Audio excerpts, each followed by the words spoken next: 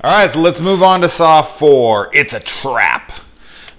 This is where the series went downhill for a lot of people. This is kind of like when you talk to majority of horror fans, if they like the Saw series, a lot of them are like, well, I like the first 3. And then Saw 4 is actually labeled near the bottom of their list when they rate the series. This is my second favorite in the series. This is right under Saw 6, which is my favorite in the series. So I think it's probably because, A, people don't like when series get past a certain number. Hence why a lot of series don't include what number they are. They just add a little subtitle or something instead, which I think is kind of smart because people do. They have such an aversion when they're like, it's part 6? What the hell? And it's like, is it a good movie? Did you like it? Yeah, well then what do you care? Like that, I don't know why people get, that's so weird. Don't get me started on that whole thing. But I think it's also because Jigsaw died at the end of the third one. So you got your like main character dying, your main antagonist anyways, and people are just like, well, the series over. And then they bring it back and they're like, well, how the hell is he gonna, like, what's the point now? What are they gonna be doing here? Like, they're dead, let it die, this and that. And it's like, well, see the movie, A, because, you know, spoilers obviously for this one and all the rest of the series. See the movie and find out that this is, and I said this in my previous review, like, this is arguably the best twist in the series for me, and I think it's the one that gets the possibly the least amount of credit. Like, being tasked with this franchise, like Marcus Dunstan and Patrick Melton were, like, they were kind of handed this from Lee Winnell and everybody, like, all right, like, we left a couple things open, like the note from that Amanda gets, and you know, Jeff being left with his daughter possibly, or not possibly, but his daughter is lost and they need to find her. Like, they did leave things open-ended, for sure. But they did kill off their main antagonist. And so they're just kind of, and Amanda too, like his apprentice, the person who's supposed to take over his legacy. Like, they killed the 2 main antagonists of the series. And then they just kind of like hot potato threw it to them. And we're like, here you go, deal with it. And so like them coming in and sitting down and being like, all right, well, what do we do here now? The idea of making this not a sequel, not a prequel, but that it's running at the exact same time as Saw 3 is just brilliant to me.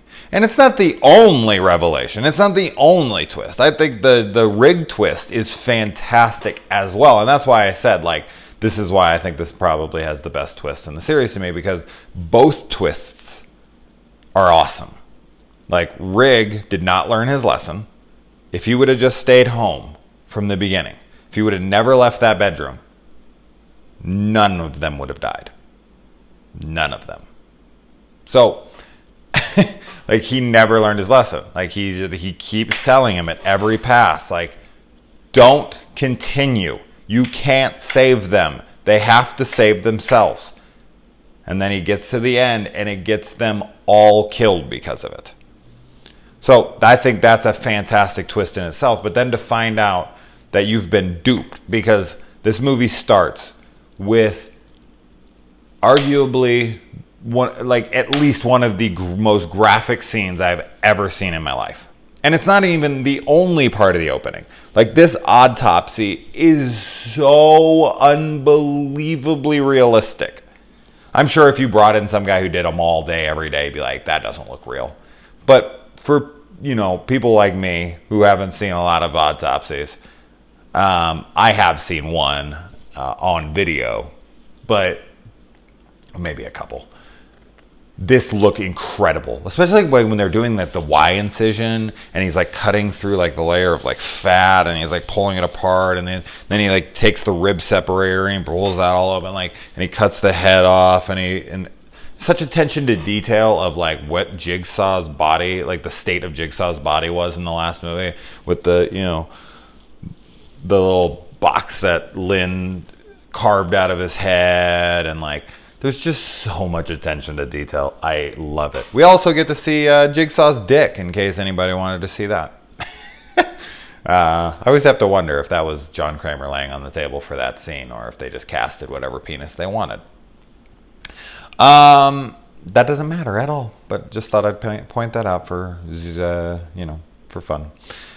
But yeah, like we get that autopsy, and then we find that he swallowed this wax tape, which, I'm sorry, there's no way he could have swallowed that. It is way too big. That sounds perverted. But seriously, there's no way he could get that thing down. But it goes from that awesome autopsy into like Hoffman listening to this tape, which makes, of course, you think like what happens then after is going to be set after the events of 3, because we just saw Jigsaw's body. But like, ha ha ha, they just showed you the beginning first as a trick. The rest of the movie is going to be taking place before Jigsaw's dead or found. And if you pay attention when you're watching the movie, there's clues all here and there that are telling you that this is going on during the events of the 3rd one. And I just don't think people got it when they saw it the first time. Like, I don't think they fully got it. Like, they were like, huh? Like, why is this here? And then maybe if they were explained it, then they were like, well, that's stupid. No, it is not. No, it is not. That twist is amazing because it does a couple things. For one, it totally fooled me, which I was just like, wait, what? Holy shit. Because I remember listening to an interview with Darren Lynn Bousman, whatever. He was talking about how brilliant it was, and he's like, well, no, it's not a sequel, and it's not a prequel. And I remember being like, huh? What? And he's like, just wait. And I was like, okay, I don't know what the fuck that means, but I went, and so when I saw it, I was like, oh. But what I also like about it, in addition to that, is that it makes Jigsaw's final game that he's doing while he's dying even more grand. Like, he has such a huge send-off. Like, I'm not saying the 3rd one's isn't big, because it is. It's big in comparison to what he's done before. They get more elaborate as the series progresses, obviously. They have to. That's part of making movies. But to think that Saw 4 and Saw 3 are all happening simultaneously, it just shows you how huge Jigsaw's plan was from there. Like, from the beginning of the game to the end. Because basically, Jeff's game starts just at the same time Riggs' game starts. And to think that those are all going on at the same time, that he has all these pieces. He has this whole warehouse, the Gideon warehouse, set up. But he also has pieces out in, like, society. Like, in Riggs' house, and in this really rundown motel, and, you know, in this abandoned school. And, like, it makes his plan so much larger than life. And I think that's where a lot of people start to lose interest, because they take that as like, well, this is just becoming too convoluted for me. So, like, that's the fun of this. Let's take it more grand. Let's make it more. It's film. It's supposed to be over the top.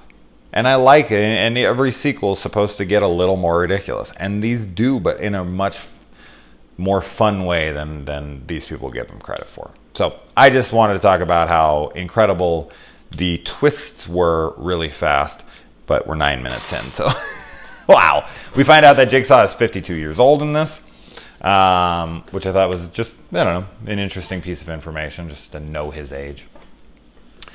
And then, as I said, like, we're still not even out of the opening yet for after the autopsy. The autopsy is insane.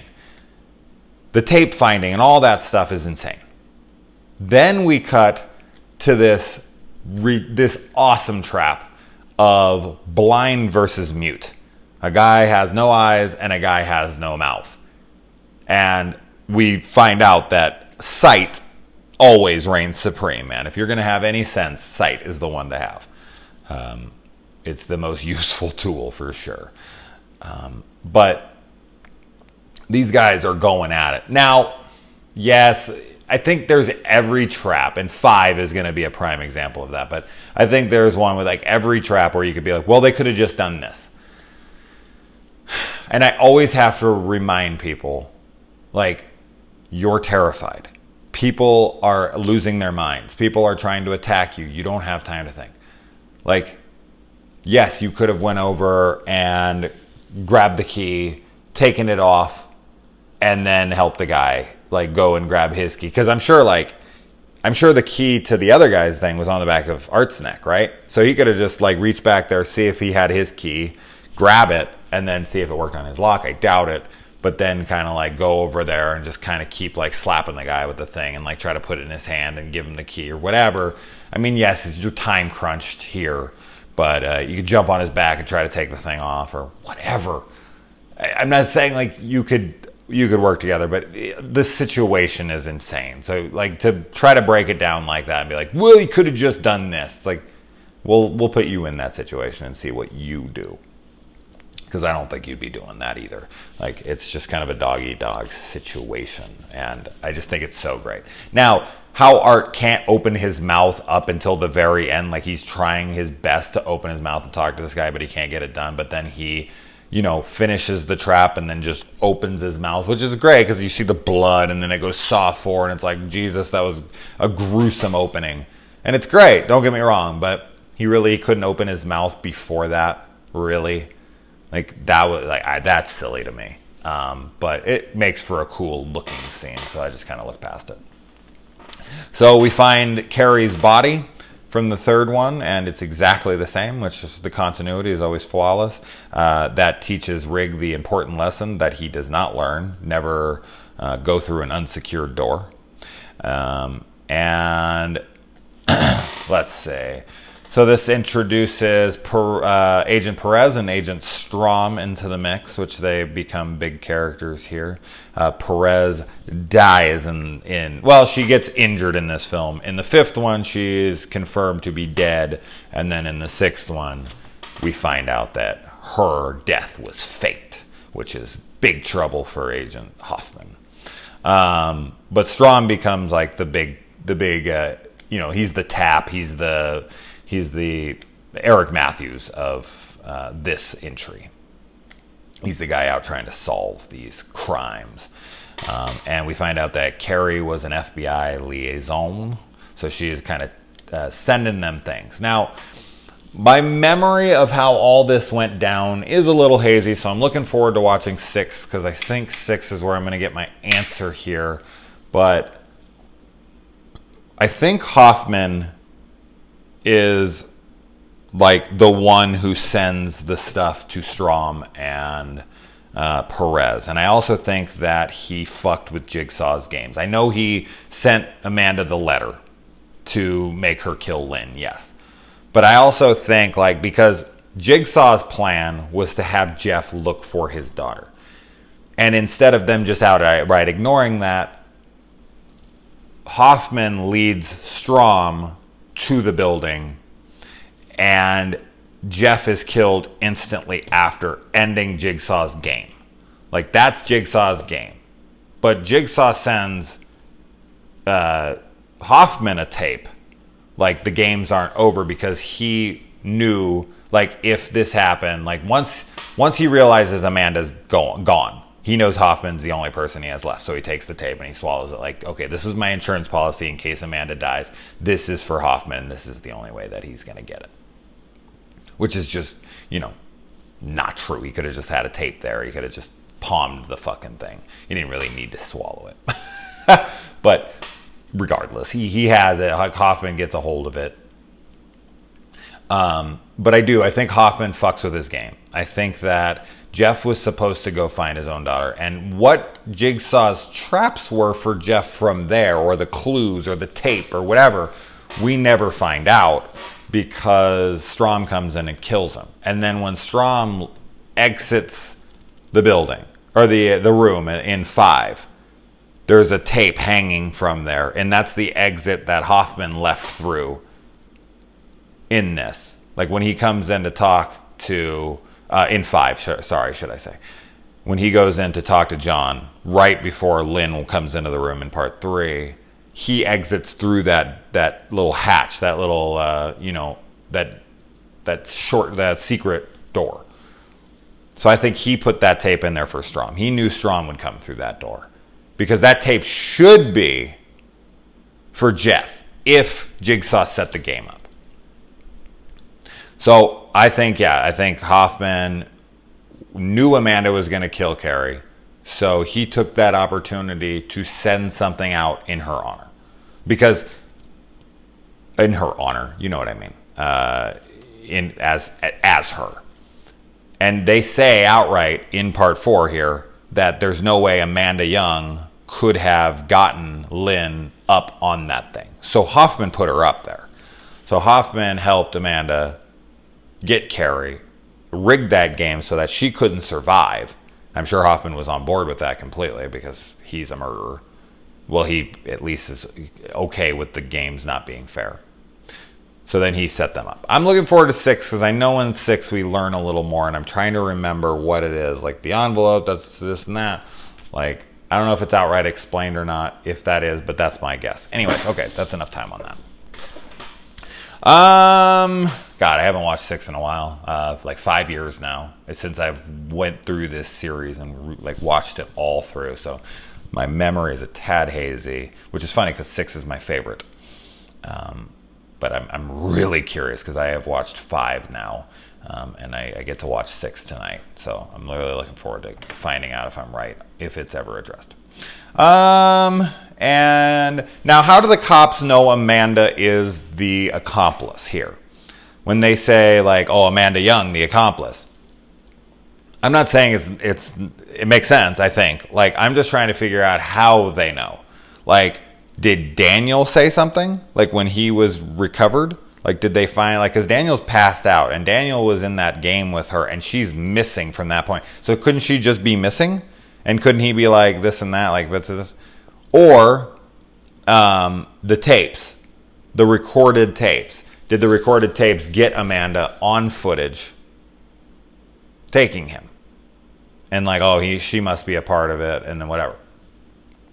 Like, how is Amanda known to be the accomplice? I'm not sure that's explained, but I think you can explain it if you just think about it.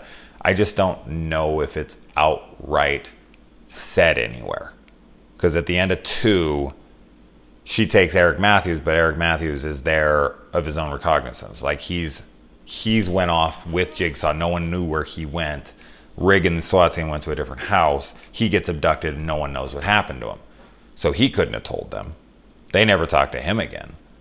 Daniel's there, but to Daniel's mind, like she's the only one that helped him. So I'm not sure how they know she's the accomplice, but I'm going to guess because something happened that Daniel found out, or something on the tape, or something. Unless I'm just like completely forgetting something here. Please remind me if I am. I just can't remember any time where they knew for sure. Yeah, one of the clues is when they say like another doc went missing from the hospital. Like another, as opposed, you know, with like Dr. Gordon, now Lynn is missing. So that shows you that this is taking place at the same time. Rig is jacked in this movie. Holy shit, when he's walking around his house without a shirt on, I was like, dude, that dude is crazy buff. Holy shit. And let's see. Now, I remember the trap when this like production footages or production stills were being released from this movie, and the chick on the chair with the Jigsaw mask, and she was looking back. I was like, what the fuck is that thing? That's crazy looking. What? These traps are getting so crazy. So excited to see that. But yeah, so he comes out and this chick's hair is being pulled and ripped from her scalp, and oh my god, man, I'm such a wimp with my hair. I have very sensitive scalp, so if you like just yank on my hair, I'm like, ew. So that scene for me, I'm like, oh my god, Jesus Christ, that would be horrible.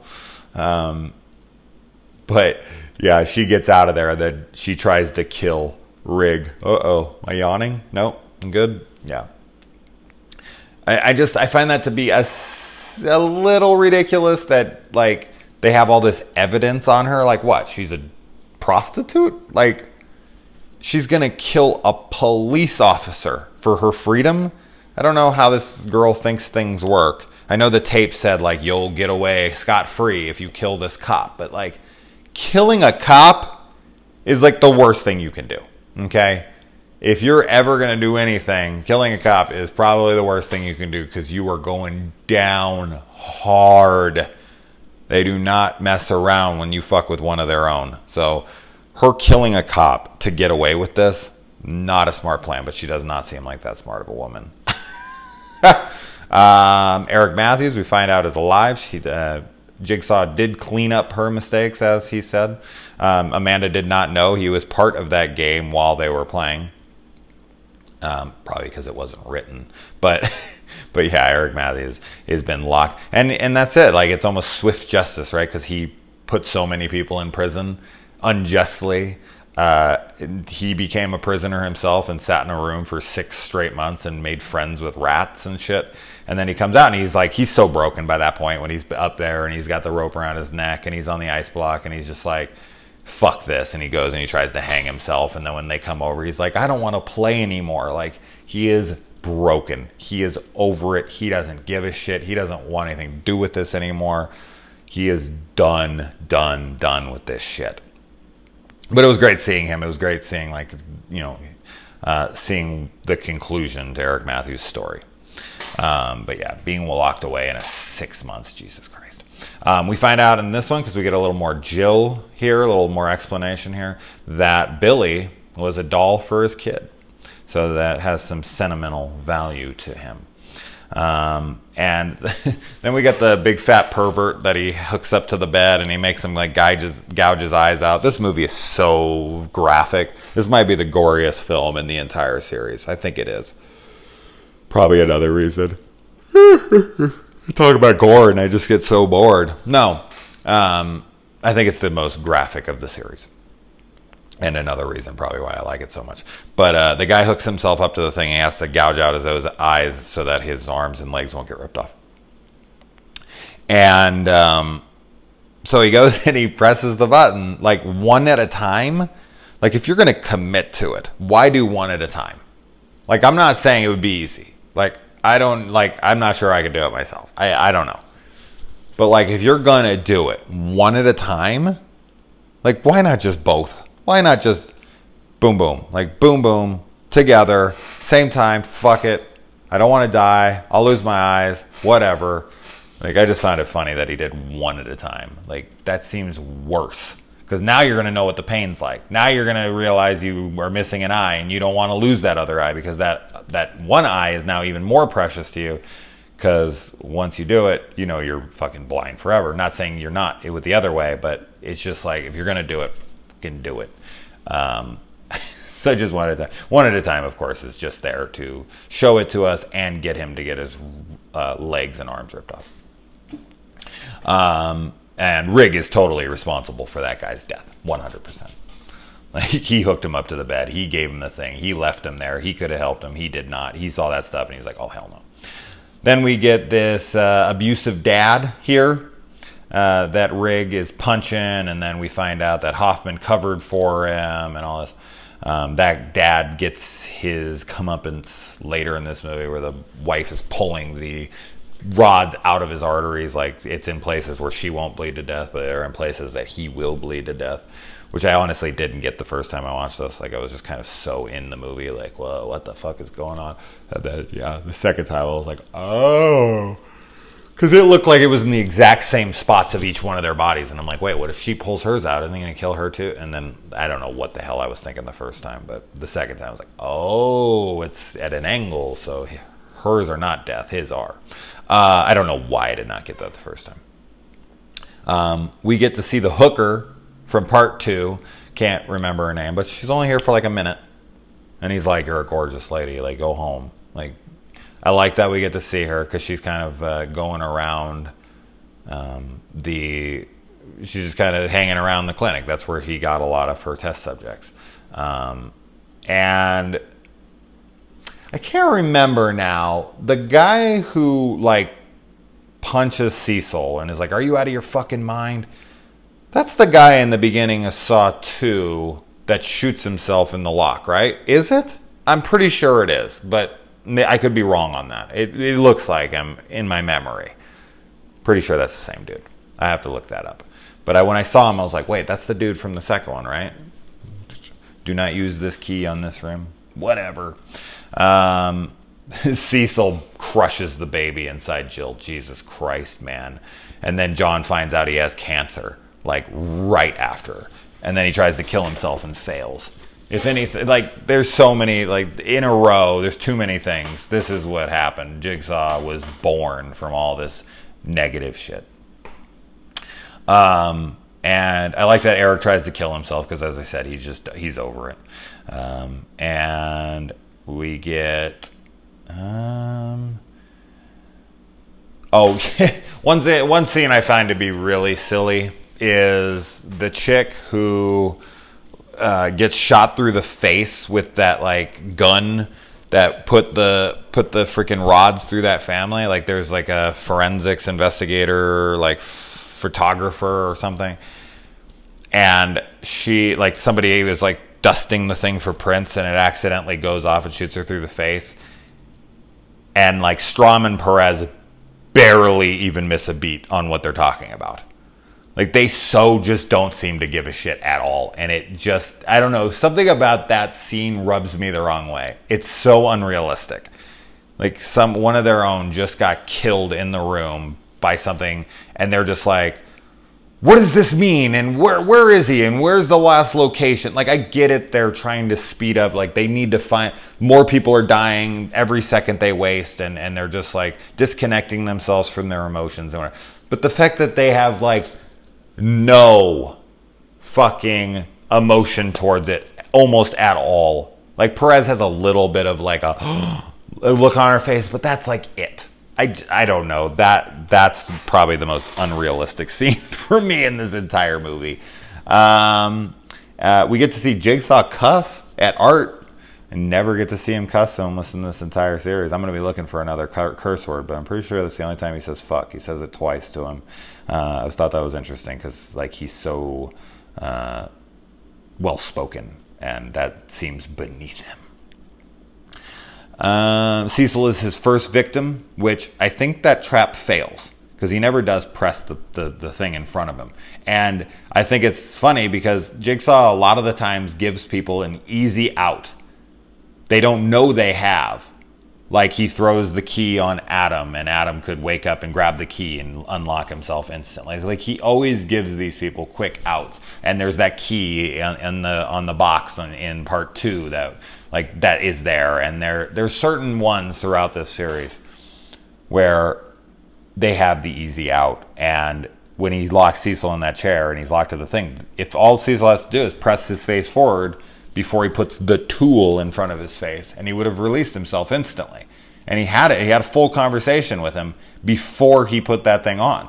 So Cecil had all the time in the world to release that trap, but he didn't do it because he just didn't know about it. But it was there. Like, Jigsaw gave him the easy out, and he just, of course, because he didn't know it, he didn't do it. But I just thought that was really interesting. But then he puts that thing down, and it's like the fucking 8 butcher knives, and he has to push his face through it. And let me tell you, man, the tension on those knives is strong. That dude's pushing as hard as he can. But the chair does break, and I think that's kind of cool because this is like Jigsaw's first trap. It's flawed. It has problems. It breaks under the weight of Cecil's, like, moving around and whatever. So, yeah, like, I like that. And then that would then move into the first game he ever planned, which is illustrated in Jigsaw. But yeah, his first trap he ever does on Cecil here is breaks, and then he falls into the razor wire that's there for the fat guy's trap in part 2, or part 1. I'm sorry. And oh man, when Cecil comes out, his face is so hacked up.